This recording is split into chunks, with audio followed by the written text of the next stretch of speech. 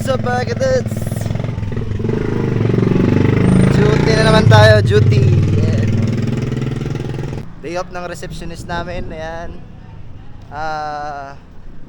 Day off niya, tapos magmamarjorie chat. Tingnan mo yung outfit niya, magmamarjorie. Kasi pesta ngayon sa San Antonio. Nakabuli yung sasaya. Special day niya ngayon kasi makikita sila ng partner niya, di ba? Kasi busy at ngayon lang yung may time sila sa sarili. Ayan. Dito na ako, diyan ka. Sa na ako sa Bagtikan Street, doon sa may may parisan. Doon sa may gate.